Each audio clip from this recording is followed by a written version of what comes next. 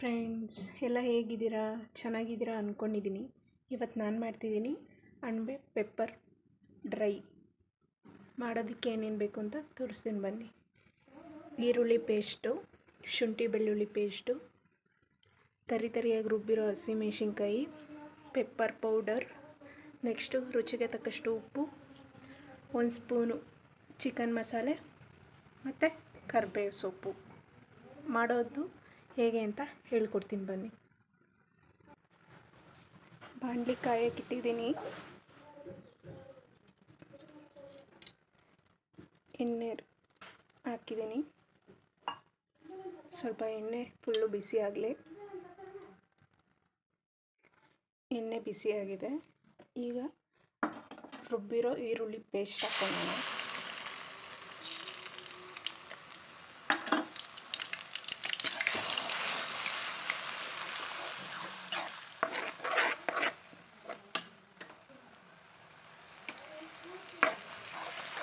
ಈರುಳ್ಳಿ ಹಸಿ ಸ್ಮೆಲ್ ಹೋಗೋವರೆಗೂ ಫ್ರೈ ಮಾಡ್ಕೋಬೇಕು.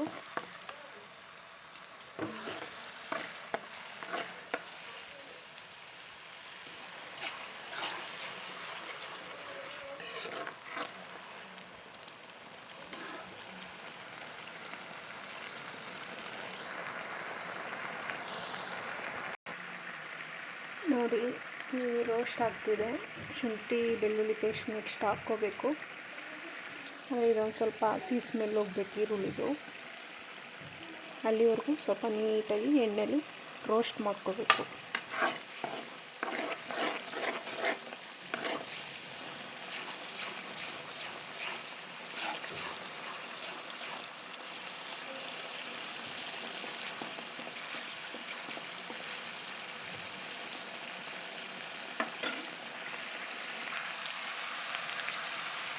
ನೋಡಿ, ಈಗ ಶುಂಠಿ ಬೆಳ್ಳುಳ್ಳಿ ಪೇಸ್ಟ್ ಹಾಕ್ತಿದ್ದೀನಿ 1 ಸ್ಪೂನು. ಅದು ಸ್ವಲ್ಪ ರೋಸ್ಟ್ ಮಾಡ್ಕೋಬೇಕು.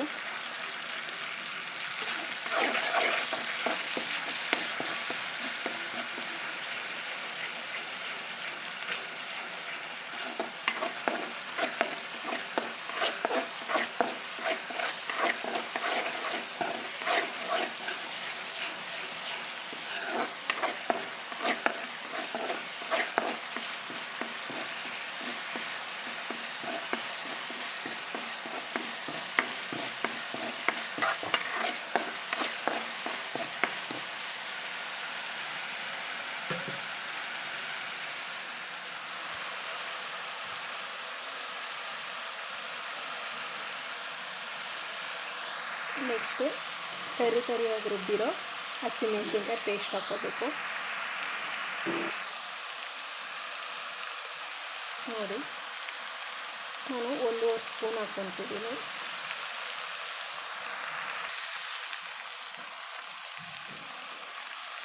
ಇದು ಹಸಿ ಸ್ಮೆಲ್ ಹೋಗೋವರೆಗೂ ರೋಸ್ಟ್ ಮಾಡ್ಕೋಬೇಕು.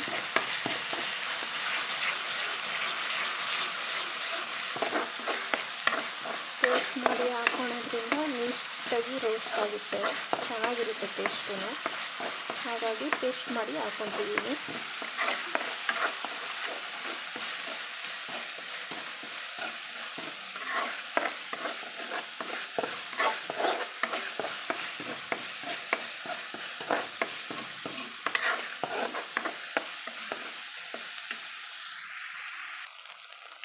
ನೆಕ್ಸ್ಟು ಕರಿಬೇವು ಹಾಕ್ತಿದ್ದೀನಿ. ಸ್ಮೆಲ್ಲೆಲ್ಲ ಹೋಗಿದೆ. ಈಗ ಕರಿಬೇವು ರೋಸ್ಟ್ ಮಾಡ್ತಿದ್ದೀನಿ.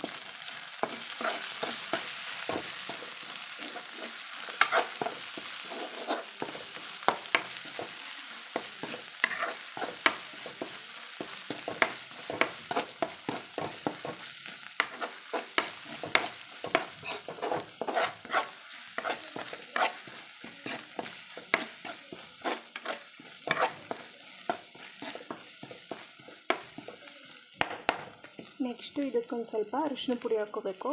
ಆಗಲೇ ನಿಮಗೆ ಆಗ ಅರಿಶಿನ ಪುಡಿ ತೋರಿಸಿಲ್ಲ, ಹಾಗಾಗಿ ಈಗ ಒಂದು ಸ್ವಲ್ಪ ಅರಿಶಿನ ಪುಡಿ ಆ್ಯಡ್ ಮಾಡ್ಕೊತಾ ಇದ್ದೀನಿ. ನೀವು ಸ್ವಲ್ಪ ಆ್ಯಡ್ ಮಾಡ್ಕೊಂಬಿಡಿ.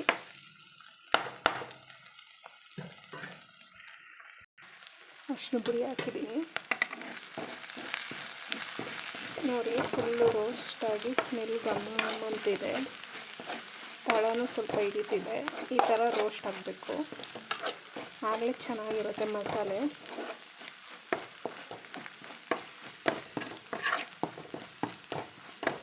ನೆಕ್ಸ್ಟು ತೊಳೆದು ಇಟ್ಟಿರೋ ಅಣಬೆ ಹಾಕ್ಕೊಬೇಕು.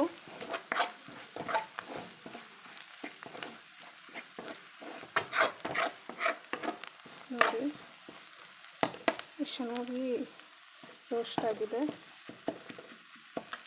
ಈಗ ತೊಳೆದಿಟ್ಟಿರೋ ಅಣಬೆ ಹಾಕ್ಕೊತಿದ್ದೀನಿ.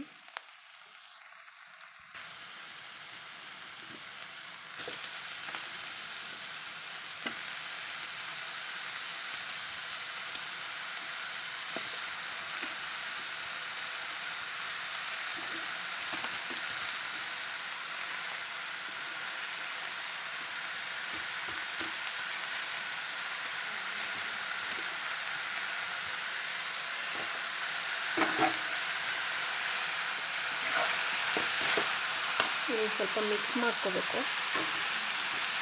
ನೀಟಾಗಿ.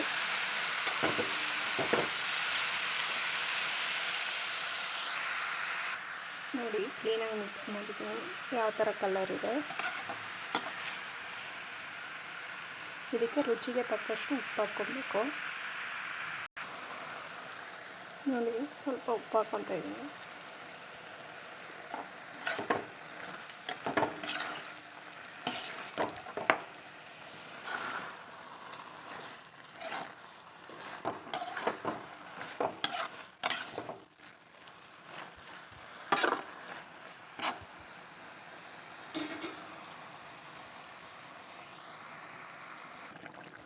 ನೋಡಿ ಕುದೀತಾ ಇದೆ. ನಾನೇ ನೀರು ಹಾಕ್ಕೊಂಡಿಲ್ಲ, ಅದರಲ್ಲಿರೋ ನೀರಿನ ಅಂಶ ಉಪ್ಪು ಹಾಕ್ಕೊಂಡು ನೀಟಾಗಿ ಇದಾಗಿದೆ. ಇದೇ ನೀರಲ್ಲಿ ನೀಟಾಗಿ ಬೇಯಿಸ್ಬೇಕು.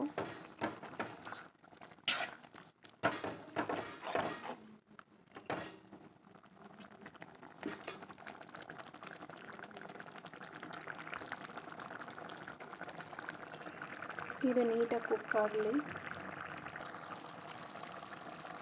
ಇದಕ್ಕೀಗ ಚಿಕನ್ ಮಸಾಲೆ ಹಾಕ್ಕೋಬೇಕು. 1 ಸ್ಪೂನ್ ಚಿಕನ್ ಮಸಾಲೆ,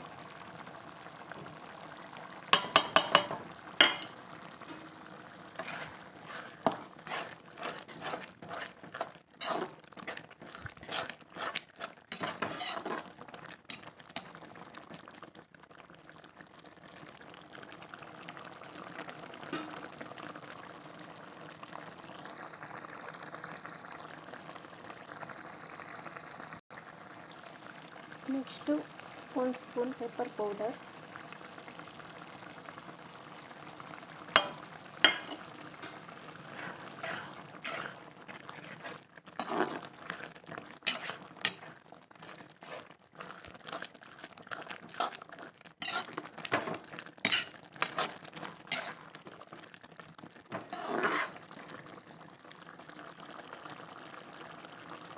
ಸ್ವಲ್ಪ ಚೆನ್ನಾಗಿ ಕುದ್ದು ಪೆಪ್ಪರ್ ಪೌಡ್ರದು ಫ್ಲೇವರೆಲ್ಲ ಬಿಟ್ಕೊಂಡ್ರೆ ಸಕ್ಕತ್ತಾಗಿರುತ್ತೆ. ನಾನು ನೀರು ಹಾಕಿಲ್ಲ, ಅದೇ ನೀರು ಬಿಟ್ಕೊಂಡಿದೆ. ಈ ನೀರು ಸ್ವಲ್ಪ ಡ್ರೈ ಆಗೋವರೆಗೂ ಕಾಯ್ಬೋದು, ಇಲ್ಲಾಂದರೆ ಅದೇ ಸ್ವಲ್ಪ ಗೋಜು ಗೋಜು ಥರನೇ ಮಾಡಿಕೊಂಡು ತಿನ್ಬೋದು. ನಾನು ಇನ್ನೊಂದು ಸ್ವಲ್ಪ ಡ್ರೈ ಮಾಡ್ತೀನಿ.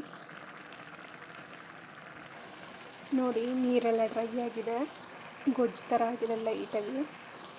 ಈಗ ಇದ್ರ ಮೇಲೆ ಕೊತ್ತಂಬರಿ ಸೊಪ್ಪು ಹಾಕಿ ಆಫ್ ಮಾಡ್ತೀನಿ. ಸಾಕು, ನನಗೆ ರೈಸ್ಗೆ ಮತ್ತು ಚಪಾತಿಗೆ ಬೇಕು, ಅದಕ್ಕಾಗಿ ಸ್ವಲ್ಪ ಲೈಟಾಗಿ ಗೊಜ್ಜು ಗೊಜ್ಜು ಥರ ಇರಬೇಕಾದ್ರೆ ಆಫ್ ಮಾಡ್ತಿದ್ದೀನಿ. ನಿಮಗೆ ಫುಲ್ ರೋಸ್ಟ್ ಬೇಕು ಅಂದರೆ ಮಾಡ್ಕೋಬೋದು. ಇದು ಇಲ್ಲೇ ಸಿಕ್ಕಿರೋ ಬೇರೆ ಅಣಬೆಯಿಂದ ಮಾಡಿರೋದು, ಅದಕ್ಕೆ ಈ ಥರ ಇದೆ. ನೀವು ಅಂಗಡಿಯಲ್ಲಿ ಸಿಗೋ ಅಣಬೆಯಿಂದ ಮಾಡಿಕೊಂಡ್ರೆ ಅದು ಮಾಮೂಲಿ ಹೇಗಿರುತ್ತೋ ಹಾಗೇ ಇರುತ್ತೆ.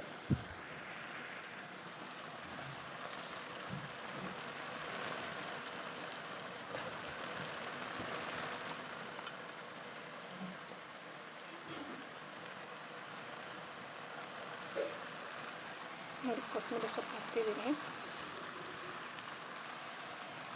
ಸಾಕು, ಸ್ಟವ್ ಆಫ್ ಮಾಡ್ತೀನಿ. ರೆಡಿ ಆಯಿತು ಅಣಬೆ ಪೆಪ್ಪರ್ ಡ್ರೈ ಅಲ್ಲ ಗೊಜ್ಜು ಥರ. ಇಷ್ಟ ಆದರೆ ಲೈಕ್ ಮಾಡಿ, ಶೇರ್ ಮಾಡಿ. ಕಮೆಂಟ್ ಮಾಡಿ. ಓಕೆ ಗಾಯ್ಸ್, ಬಾಯ್.